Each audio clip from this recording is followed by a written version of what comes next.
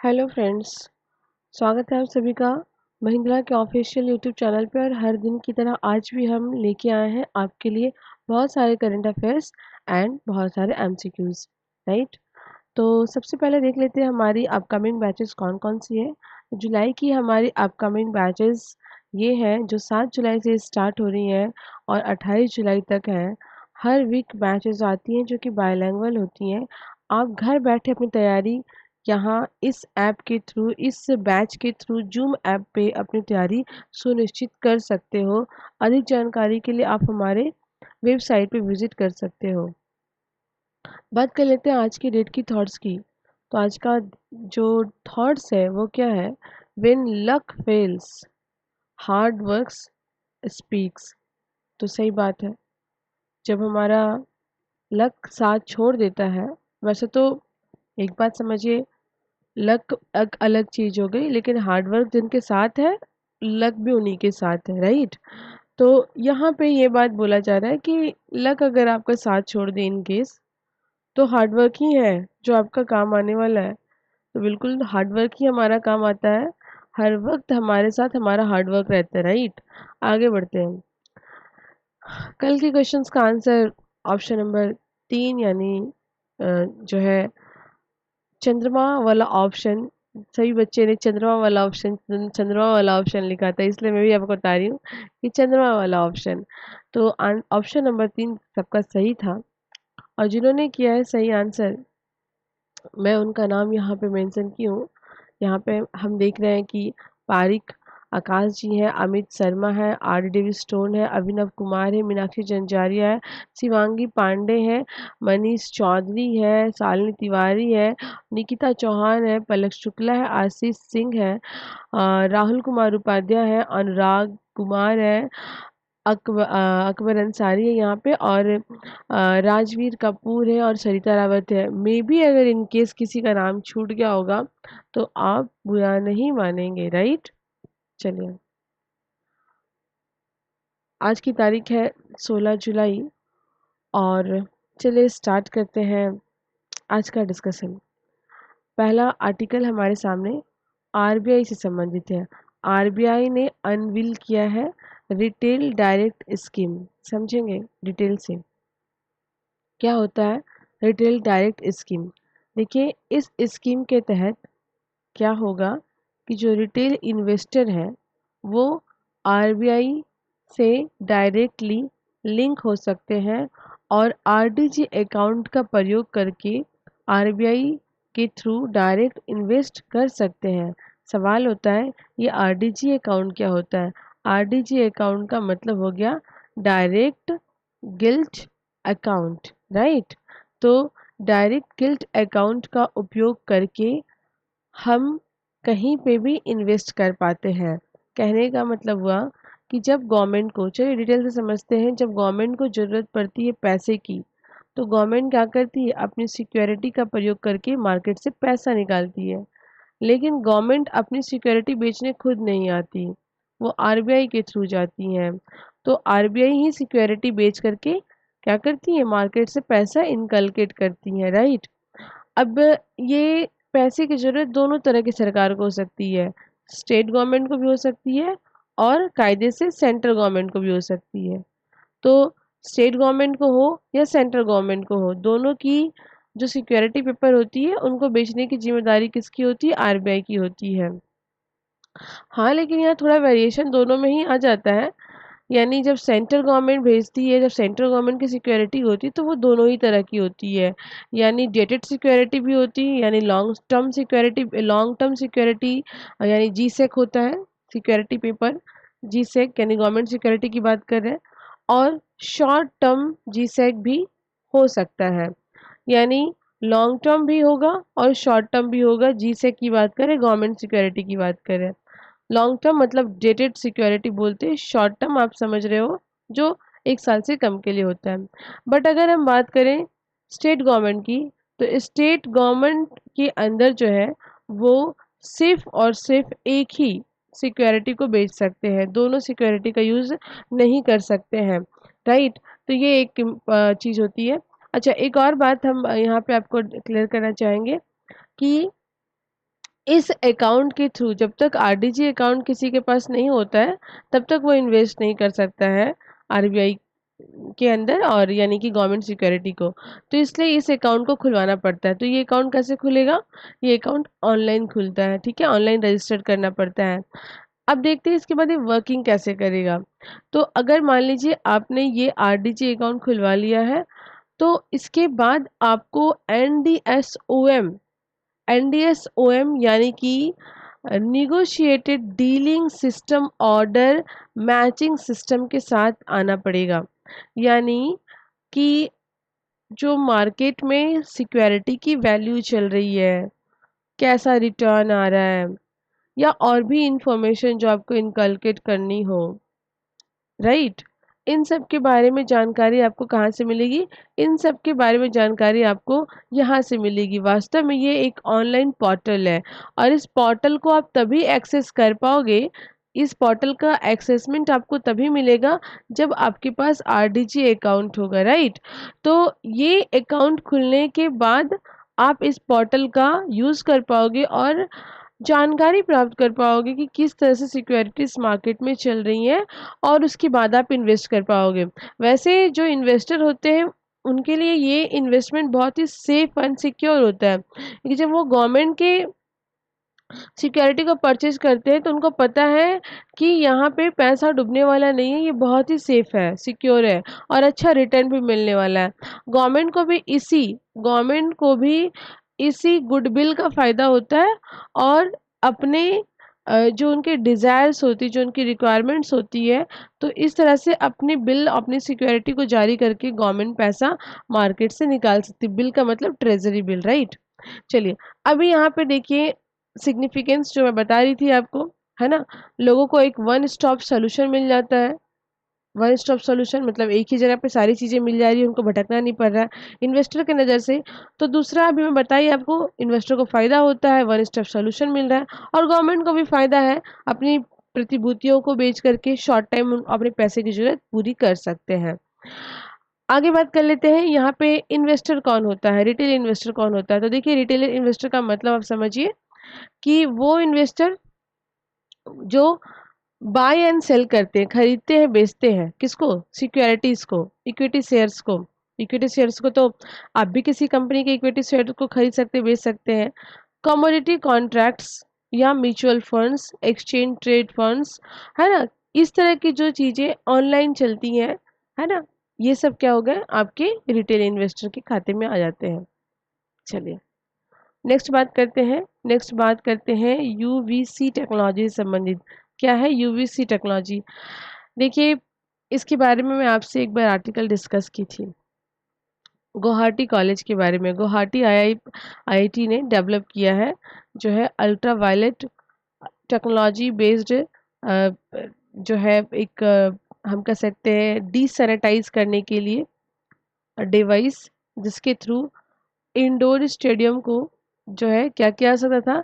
Disinfection, मतलब उसको disinfected किया जा सकता था। ये मैं बहुत पहले आपसे डिस्कस की थी।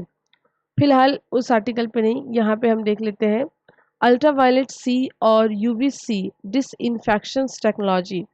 अब ये जल्दी ही क्या होगी, हम देख सकते हैं यहाँ पे installed in a parliament. Parliament में ये इंस्टॉल की जाएगी। किस लिए इंस्टॉल की जाएगी? ताकि यहाँ पे डिसइंफेक्शन इसको किया जा सके। इंडोर पार्लियामेंट हमारा जो है ना, यहाँ पे डिसइंफेक्शंस का प्रोसेस जो हो, सैनिटाइज करने का जो प्रोसेस जो होगा, वो इस टेक्नोलॉजी का उपयोग करके किया जा सकता है। होता क्या है इसके अंदर, देख लेते हैं हम यहाँ पे। देखिए, जो हवाएं हैं वातावरण में फैली हुई, कोविड-19 है, सारे लोग आएंगे जाएंगे, तो इस तरह से ये हमारे इन्वायरमेंट में हमारे साथ रहेगा। अभी क्या होता है कि जैसे ही ये हवाएं इस साइड मतलब कह सकते हैं कि रीजन्स में पूरा फैलना शुरू करेगी, और वहाँ पे होगा क्या, अगर वहाँ पे जो है यूवीसी टेक्नोलॉजी का प्रयोग किया जाएगा, तो यूवीसी टेक्नोलॉजी हवा में उपस्थित इन जीवाणुओं को, कीटाणुओं को पकड़ लेंगे इन द सेंस इनकी फाइटिंग शुरू होगी, और यूवी टेक्नोलॉजी जो है वो इन कीटाणुओं को, यानी वायरस को, पूरी तरह से मार देगा, क्योंकि ये इनके जो डीएनए मॉलिक्यूल्स हैं, जो इनके अंदर का जो डीएनए है, इसको ही ये ब्रेक कर देता है, राइट। देखो ये डीएनए को ब्रेक कर दे रहा है। तो इस तरह से जो वायरस है ये एक्टिव नहीं रह पाएंगे। अभी यहाँ पे देख लेते हैं किस तरह से ये काम करती है और किसने बनाया है। तो इस टेक्नोलॉजी को CSIR यानी सेंट्रल साइंटिफिक इंस्ट्रूमेंट ऑर्गेनाइजेशन के द्वारा सेटअप किया गया, बनाया गया है, जो कि CSIR की ही विंग्स है। ठीक है। अच्छा, अब यहाँ पे देख लेते हैं हम कि ये एयर डक्ट है। बिल्कुल आप देख रहे हो एयर डक्ट है ये।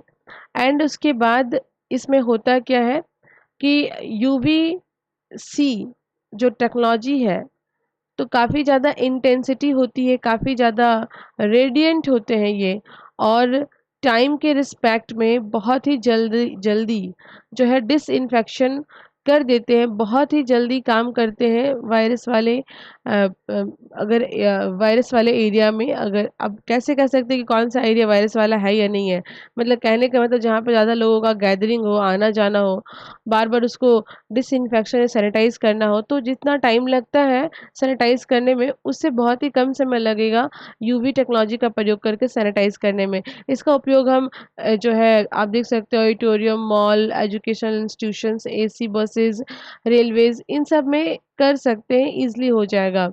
इस तरह की चीज़ें हैं। देखिए रेडियो वेव की बात करें तो रेडियो, माइक्रो, इंफ्रा, ठीक है, और इस तरह से सारी चीज़ चल रही है। अल्ट्रा वायलेट यहाँ पे आ रहा है। तो अल्ट्रा वायलेट देखो रेडियो किसका क्या हमारे जीवन पे असर पड़ सकता है या कुछ है, तो उसको हम लोग देख सकते हैं। यहाँ पे गामा रे एंड आपका जो है एक्सरे काफ़ी ज़्यादा हो जाता है, तो इससे पहले आता है गामा एंड जो है एक्सरे से पहले आता है अल्ट्रा वायलेट रे। काफ़ी ज़्यादा जो है हम कह सकते हैं कि नुकसानदायक साबित होता है वायरस बैक्टीरिया के लिए। हमारे लिए भी नुकसानदायक है, ऐसा नहीं है, लेकिन क्योंकि अल्ट्रा वायलेट है ना, तो अल्ट्रा वायलेट के बहुत वेरिएशंस होते हैं। लाइक अल्ट्रा वायलेट जो है A, B, C, तो C का नुकसान हमारे लिए कम होता है, C हमारे को कम नुकसान पहुंचाते हैं as compare to A and B। A और B ह्यूमन बीइंग के लिए ज़्यादा डेंजरस हो जाते हैं, स्किन इशू होने शुरू हो जाते हैं। नेक्स्ट बात कर लेते हैं हम गवर्नमेंट से संबंधित, और ये जो है जम्मू एंड कश्मीर संबंधित है। तो जम्मू एंड कश्मीर के जो LTG गवर्नर हैं मनोज सिन्हा जी, इन्होंने डिसमिस कर दिया है 11 Jammu and Kashmir government employ को। बड़ी न्यूज़ है। अब आपके दिमाग में आएगा, क्या ऐसा किया जा सकता है? कोई गवर्नर किसी एम्प्लॉय की नौकरी समाप्त कर सकते हैं, डिसमिस कर सकते हैं? तो यहाँ पे दिया गया है आर्टिकल का नाम, आर्टिकल 311(2) सेक्शन C के तहत ऐसा हमारे राष्ट्रपति भी और हमारे गवर्नर दोनों ही इस तरह की योजना, इस तरह की पावर का उपयोग करके डिसमिस कर सकते हैं गवर्नमेंट एम्प्लॉय को। डिटेल से जानते हैं। देखिए ऐसे तो आर्टिकल 311 हमारा जो है वो डिसमिस, रिमूवल या रिडक्शन इन रैंक किसी भी पर्सन की बात करते हैं अंडर द यूनियन और स्टेट लिस्ट। तो स्टेट में या फिर आपकी जो है यूनियन के तहत ये चीज़ें की जा सकती 311 के तहत। 311 का सेक्शन 2 क्या बोलता है? कहता है नो सिविल सर्वेंट, कोई भी सिविल सर्वेंट को आप जो है डिसमिस, रिमूवल या उसके रैंक में रिडक्शन नहीं कर सके तब तक जब तक कि एक जो है रिस्पॉन्सिबल जो है कमेटी बैठा के उस विषय की जांच ना की जाए, राइट। तो यानी एक जांच कमेटी का होना अनिवार्य है।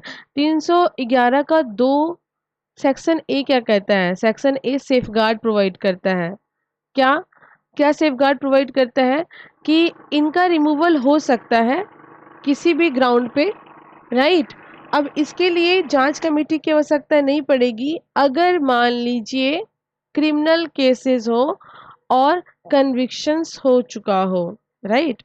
311 का सेक्शन 2 सब सेक्शन बी कहता है कि इंक्वायरी यानी जांच कमेटी जो है वो अप्लाई नहीं होगी अगर अगर जो रिस्पॉन्सिबल अथॉरिटी है ना, वो सेटिस्फाइड है और वो रिटेन तौर पे दे रहे हैं अपर अथॉरिटी को, तो यहाँ पे ये चीज़ें नहीं लागू होंगी। और 311 का 2 सब सेक्शन सी कहता है कि प्रेसिडेंट हो या गवर्नर हो, अगर वो सेटिस्फाइड है कि हाँ ऐसा एक्शन कंडक्ट किया गया है और जांच पड़ताल कमेटी की आवश्यकता जो है वो नहीं है, वो सेटिस्फाइड है, श्योर है ना, तो वो उस पर्सन का रिमूवल कर सकते हैं। तो यहाँ पे जो प्रयोग किया गया है जम्मू एंड कश्मीर के गवर्नर के द्वारा, वो 311 2 सब सेक्शन सी का प्रयोग किया गया है। अगर आपको याद होगा तो मैं महाराष्ट्र के बारे में भी आपसे ऐसा ही आर्टिकल जिक्र की थी, जिसमें सेम चीज़ें जिक्र हुई थी। महाराष्ट्र में भी हायर ऑफिसर के द्वारा जो है लोअर ऑफिसर्स की इस तरह से डिसमिस कर दी गई थी। उस समय पे भी ये आर्टिकल हमने आपके साथ डिस्कस किया था। बात करते हैं गगनयान की। तो इसरो ने सक्सेसफुली टेस्ट फायर किया है अपना लिक्विड फ्यूल इंजन। इसरो यानी इंडियन स्पेस रिसर्च ऑर्गेनाइजेशन है ना, इन्होंने थर्ड लॉन्ग, ठीक है, थर्ड लॉन्ग ड्यूरेशन वाली हॉट टेस्ट की है इस बार, ठीक है। और इसमें हम देखेंगे जो इंजन का प्रयोग हुआ है, इंजन का नाम है विकास इंजन, ठीक है। तो विकास इंजन का प्रयोग करके हॉट टेस्टिंग की गई, लॉन्ग ड्यूरेशन की ये टेस्टिंग थी। और इसमें अगर हम बात करें तो इसमें लिक्विड, देखो लिक्विड जो है प्रोपेलेंट का प्रयोग तो हर वक्त ही होता है, अदरवाइज तो जो है वो लॉन्च ही नहीं हो पाएगा, एक बात तो ध्यान रखना है। हाँ, लेकिन यहाँ पे आप देख सकते हो इंजन का स्टेज देख सकते हो, ये फैक्ट में याद रख सकते हो, L110 लिक्विड स्टेज इंजन, ठीक है, ये प्रयोग किया गया है।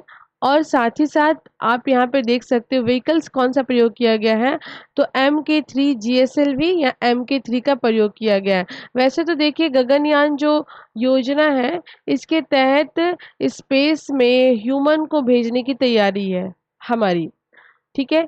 तो इस बार जो ये गगनयान प्रोग्राम भेजा गया, ठीक है, जो थर्ड टेस्टिंग हमने की है, ये हमने तमिलनाडु के महेंद्रगिरी, आप देख सकते हो इसरो प्रोपल्सन कॉम्प्लेक्स यानी IPRC महेंद्रगिरी, इन तमिलनाडु से किया गया, ठीक है। इसरो ने प्लान किया है टू फ्लाई टू ह्यूमन, है ना, 2 ह्यूमन को स्पेस में ले जाने का जो है इस तरह से योजना है। अभी फिलहाल ह्यूमन के साथ टेस्टिंग नहीं की गई है, लेकिन ये हमारी योजना है कि हम स्पेस में ह्यूमन को भेजें, गगनयान यही तो है, ठीक है। चलिए बात करते हैं नेक्स्ट। नेक्स्ट है दिल्ली गवर्नमेंट से संबंधित। देखो दिल्ली गवर्नमेंट ने गूगल के साथ जो है वो क्या किया है, एक जॉइंट कार्यक्रम लॉन्च किया है। अब ये क्या है समझिए, पार्टनरशिप किया है गूगल के साथ। अभी क्या है, गूगल के हेल्प से रियल टाइम इंफॉर्मेशन इनकलकेट की जा सकती है बसेस के बारे में, रूट्स के बारे में। कहने का मतलब हुआ कि दिल्ली के अंदर जितनी भी सरकारी बसेस चलती हैं, DTC की बसेस चलती हैं, उन बसेस को गूगल के साथ जो है टाई अप करके ये मालूम चल पाएगा रियल टाइम में पैसेंजर्स को कि कौन सी बस जो है वो किस टाइम पे अवेलेबल है, एक्सेसिबिलिटी मालूम चल पाएगी। इसके लिए दिल्ली ट्रांसपोर्ट मिनिस्ट्री ने निगोशिएट किया है गूगल के साथ। और ये अच्छा है, काफ़ी ज़्यादा अच्छा है, इससे टाइम का बचत होगा, लोगों को सही जानकारी मिलेगी और ट्रैफिक में भी बहुत इजाफा होगा, पॉल्यूशन भी कंट्रोल आराम से किया जाएगा। बात करते हैं, ड्राफ्ट की गई है drone policy ministry of civil aviation के द्वारा। तो मिनिस्ट्री ऑफ सिविल एविएशन ने रिलीज किया, देखो अभी ये ड्राफ्ट की गई है, राइट। अब इस पे कानून बन के बिल पास होगा, मे बी उसमें थोड़े बहुत कुछ चेंजेस हो, ठीक है। तो बहुत ज़्यादा दिमाग नहीं लगाना है, फिलहाल आपको इतने ध्यान में रखना है कि ड्राफ्टेड है। और 12 मार्च को ही, हालांकि हम देख सकते हैं कि जो USA की जो रूल्स है ना आपके ड्रोन के रिगार्डिंग, तो लगभग इसी पॉलिसी को पूरा वर्ल्ड फॉलो करता है लगभग। तो अभी क्या है, हमने पहले भी सोच रखा था कि हमारे पास जो है एक ड्रोन के लिए पॉलिसी होनी चाहिए, ताकि जो हमारे कंट्री में जो घुसपैठिए आते हैं उन पे हम निगरानी रख पाते हैं ड्रोन के हेल्प से। तो एक पॉलिसी प्रॉपर होनी चाहिए, लेकिन जम्मू एंड कश्मीर का इंसिडेंस होने के बाद लगातार ड्रोन की घटनाएं देखने को मिल रही हैं आए दिन। तो अब हमने अपनी पॉलिसी तैयार की है, ड्राफ्ट किया है, और जो मोटो है हमारा वो बिल्कुल सेल्फ जनरेटेड, और ये भी देख सकते हैं हम कि एनपी एंटी बेस्ड है ये, यानी no permission no take off, real time tracking करने वाला, जियो फेंसिंग के साथ ये काम करने वाला जो है पॉलिसीज हमारी है, राइट। चलिए बिना विलंब किए प्रारंभ कर देते हैं एमसीक्यू। तो प्रश्न है पहला, who among the following has addressed World youth skill day programme. तो World youth skill day programme को, है ना, युवा कौशल दिवस कार्यक्रम को संबोधन किसने किया था? तो इस क्वेश्चन का आंसर क्या होगा? ऑप्शन नंबर 2, है ना। रामनाथ कोविंद पहला है, लेकिन Narendra Modi is second option, और यही करेक्ट आंसर होगा। अब ये वर्ल्ड यूथ स्किल प्रोग्राम कब लॉन्च किया जाता है, याद रखेंगे। तो 15 जुलाई को, 15 जुलाई सेलिब्रेट की जाती है world youth skill day programme. वैसे ये प्रोग्राम के बारे में थोड़ा जान लीजिए, ये पहली बार 2014 में स्टार्ट की गई थी, ठीक है। चलिए आगे बढ़ते हैं हम यहाँ पे। Recently the RBI has cancel the licence of which of the following banks. Second number question में आरबीआई ने कौन से बैंक की लाइसेंस को रद्द किया है? तो आपको याद रखना है option number 1, doctor Shivaji Rao Patil, देख सकते हो आप, नीलंगेकर अर्बन कोऑपरेटिव बैंक लिमिटेड, ठीक है। याद रखेंगे कोऑपरेटिव बैंक क्या होता है, आपको पता होगा ना। कोऑपरेटिव बैंक आपने पढ़ा होगा, 3 तरह की कोऑपरेटिव बैंक्स होती हैं, primary credit societies, central cooperative banks, state cooperative banks. RBI के द्वारा की क्या की जाती है, उसको रेगुलेट किया जाता है, लेकिन यहाँ पे रजिस्ट्रार्ड के थ्रू काम होता है, गवर्नमेंट का इंटरवीन रहता है, ठीक है। चलिए रूरल एरिया में, अर्बन एरिया में डेवलपमेंट लाने के लिए इस तरह से चलता है। आगे बढ़ते हैं हम यहाँ पे third number, third number question की अगर हम बात करें तो क्या है third number question? In which of the following city the Rohan Bopanna tennis academy has open its first development centre to coach youth young talent. आपको बताना है विकास केंद्र खोला गया है रोहन बपाना टेनिस एकेडमी के द्वारा। शहर का नाम बताना है। तो आपको याद रखना है Coimbatore, option number 2 is a correct answer. वैसे ये जो रोहन बोपाना टेनिस एकेडमी है, ये खुद सेटअप हुई थी मार्च 2016 में। बहुत ही शार्प स्टार प्लेयर रोहन बोपाना के नाम पे ये टेनिस जो है एकेडमी है। चलिए आगे बात करते हैं 4 number. Recently how much amount the Narendra Modi has inaugurated and laid foundation stone for development work projects worth at his parliamentary constituency in Varanasi।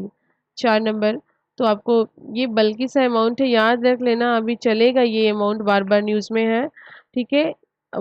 आप देख सकते हो 1583 करोड़ का ये अमाउंट है, जो अपने संसदीय क्षेत्र यानी वाराणसी में उन्होंने बहुत सारी परियोजनाओं को, आप 200 प्लस परियोजनाओं को जो है इनोग्रेट किया, और एक बड़ा सा पैकेज यहाँ पे अनाउंस है।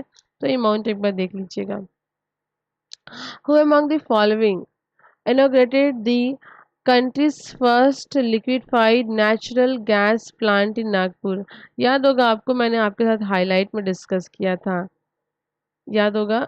तो नितिन गडकरी ने क्या किया था, नागपुर में फर्स्ट प्राइवेट, है ना, नेचुरल गैस प्लांट इनोग्रेट किया था। और एक इनका था, याद कीजिए, तो बैद्यनाथ, बैद्यनाथ आयुर्वेद का था नागपुर में, याद रखिएगा, प्राइवेट जो बॉडी है बैद्यनाथ आयुर्वेद है, राइट। चलिए अब आगे बढ़ते हैं। अच्छा यहाँ पे ये सब देख लीजिएगा मिनिस्ट्रीज के बारे में, क्योंकि बार बार जो है वो क्वेश्चंस बनते रहते हैं। ठीक है। तो निर्मला सीतारमन और ये पुरुषोत्तम रूपाला या फिर रामनाथ कोविंद तो छोड़ ही दीजिए, तो अनुराग ठाकुर, ये सब आप जरूर से एक बार देख लीजिएगा कि कौन से कौन कौन पद पे हैं। अब क्या करो आप लोग, ऑप्शंस जो आते हैं उसी से एक बार रिवीजन कर लिया करो, राइट। चलिए, लाइव में होते तो ज़्यादा मज़ा आता, बट आज आपके साथ रिकॉर्डेड जुड़े हैं। चलिए, इसलिए मैं डायरेक्ट आंसर ही डिस्कस कर रही हूँ आपसे। 6 नंबर क्वेश्चंस की बात करें, विच ऑफ द फॉलोइंग सिटीज में मेयर, आप देख सकते हो किस शहर के मेयर की बात की जा रही है। Eric Garcetti has been nominated by US president Joe Biden to be the ambassador of India. आपको बताना है 6 नंबर का आंसर क्या होगा। तो इस क्वेश्चन का आंसर ऑप्शन नंबर 3 है, याद रखेंगे। लॉस एंजल्स के लिए जो है मेयर की बात की गई है ना, और ये नॉमिनेट किए जाएंगे प्रेसिडेंट जो बाइडेन के द्वारा एम्बेसडर, है ना, इंडिया के लिए। आगे बात करते हैं हम 7 नंबर की। In which of the following state Jagannath जो रथ यात्रा है ऑब्जर्व की गई, ये तो सभी को पता होगा, उड़ीसा है ना, पूरी। तो ऑप्शन नंबर 4। अब चलिए आगे बात करते हैं 8 number question. Who among the following player has, who among the following players मतलब किस खिलाड़ी ने 2021 के विंबलडन टेनिस, है ना, विंबलडन टेनिस में जो है पुरुष यानी जो मेल है, मेल सिंगल का टाइटल जिन्होंने जीता है वो कौन है। तो डिस्कस किया गया क्वेश्चन सही है, आप बताएंगे डायरेक्टली। देखो, है ना, नोवाक जोकोविच, इनके बारे में बताई थी आपको कि 20 ग्रैंड स्लैम इनके नाम हो चुका है ये मिला करके। वैसे विंबलडन की श्रेणी में छठा है ये, छठा विंबलडन मिल चुका है नोवाक जोकोविच को। और अगर हम टोटल ग्रैंड स्लैम यानी चारों ग्रैंड स्लैम मिला के देखें तो ये 20वें नंबर का था। चलिए आगे बात करते हैं, 9 नंबर क्वेश्चन की बात करते हैं। तो बोला गया है कि मनु साहनी ने निम्नलिखित में से किस संगठन के सीईओ पद से इस्तीफा दे दिया।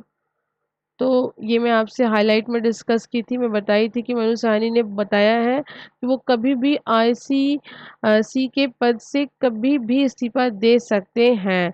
तो इंटरनेशनल क्रिकेट काउंसिल, अब इंटरनेशनल क्रिकेट काउंसिल की हमने बात कर दी है, ठीक है।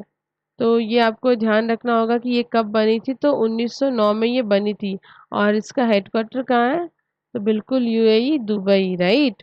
चलिए, अब नीति आयोग है, तो नीति आयोग के चेयरपर्सन कौन होते हैं बताइए, तो पीएम होते हैं, हाँ ठीक है। एंड इसके बाद ये सभी को पता होना चाहिए, पीएम होते हैं नीति आयोग का। और दूसरे भी हैं वाइस चेयरपर्सन होते हैं जिनका नाम क्या है, डॉक्टर राजीव कुमार, ठीक है। चलिए आगे बात कर लेते हैं। चलिए यहाँ पे क्या है, वर्ल्ड बैडमिंटन फेडरेशन। तो वर्ल्ड बैडमिंटन फेडरेशन कब सेटअप हुआ था, याद रखिएगा 1934। बहुत क्वेश्चन बन जाते हैं इन सबसे, ठीक है। और अगर हम बात करें कि वर्ल्ड जो है रेसलर इंटरटेनमेंट, तो ये 1980 में सेटअप हुआ था यहाँ से। अच्छा एक बात, ये यूनिसेफ वाला मैं कल आपसे डिस्कस की थी कि यूनिसेफ की जो प्रेसिडेंट है वो रिज़ाइन कर रही हैं अपने फैमिली इश्यूज़ के कारण, फैमिली हेल्थ इश्यूज़ के कारण। नाम क्या था, हैनरीटा फॉर, याद रखोगे, ठीक है। चलिए आगे बात कर लेते हैं, 10 नंबर क्वेश्चंस की बात करते हैं। Who among the following has hosted women members of council of minister at high tea in Delhi. आपको बताना है निम्नलिखित में से किसने दिल्ली में, आप हम कह सकते हैं कि उच्च स्तरीय भाई, हम कह सकते हैं जो है वो हाई लेवल टी जिनको हम कह सकते हैं कि प्राप्त है, मतलब जो हमारी मंत्री परिषद है ना, इनमें हाई लेवल पोजीशन जिनको प्राप्त है वो बताना है आपको। तो 10 नंबर का क्या होगा ऑप्शन, ये एक्चुअली फ्रेज है इसलिए इसका जो हिंदी मीनिंग है वो शब्द को ही रिपीट कर दिया है। ठीक है, चलिए अभी आपको बताना है यहाँ पे तो कौन है सबसे हाईएस्ट पोजीशन पे, कौन है?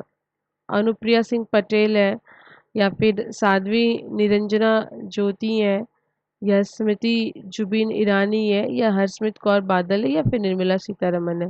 देखो हरसिमरत कौर बादल तो अपने पद से रिजाइन दे चुकी हैं, आपको पता होगा, अकाली दल। और इनकी बात करें तो ये कैबिनेट में मंत्री हैं, ये तो स्टेट में है, और ये सिंपली क्या है, एमपी है। तो अब बात आती है इन दोनों के बीच में, तो निर्मला सीतारमन क्या है, ये फाइनेंस मिनिस्ट्री है, राइट। तो कायदे से इनके पास ज़्यादा पोजीशंस बढ़ी है, एक दो मंत्रालय इनके हाथ में है। तो ऑप्शन क्या होगा, 5। ठीक है, हालांकि दोनों कैबिनेट मिनिस्ट्री ही है, लेकिन फिर भी इनके पास ज़्यादा पावर है। चलिए, और ये है हमारे स्टैटिक का प्रश्न। लेकिन स्टैटिक के क्वेश्चंस की अगर हम बात करें तो क्वेश्चन नंबर 1, ये आप एक बार जरूर से देख लीजिएगा। क्वेश्चन नंबर 1 की हम बात कर रहे हैं, consider the following statement regarding 5 year plan in India. तो पहला क्वेश्चन आपके सामने है, और ऑप्शन की बात करें तो क्या है, द सेकेंड 5 ईयर प्लान जो है वो महाल नोबिस मॉडल को फॉलो करता है। थर्ड जो है बोला जाता है कि ये गडगिल योजना पे बेस्ड है, और तीसरा बोला जाता है गरीबी हटाओ पे बेस्ड है। तो इस हिसाब से अगर हम देखें तो पहले नंबर क्वेश्चंस का आंसर क्या होगा, एक और दो सही है, तीसरा सही नहीं, गरीबी हटाओ जो है वो इस समय नहीं आई थी। ठीक है, चलिए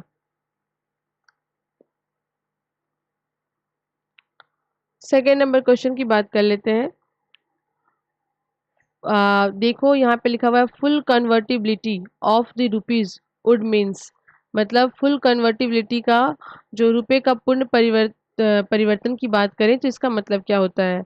तो यहाँ पे हम देखेंगे, बोला जा रहा है कि it's free float with the international currency. उसके बाद बोला जाता है कि it's direct exchange with any other international currency at any जो है prescribed place inside and outside the country.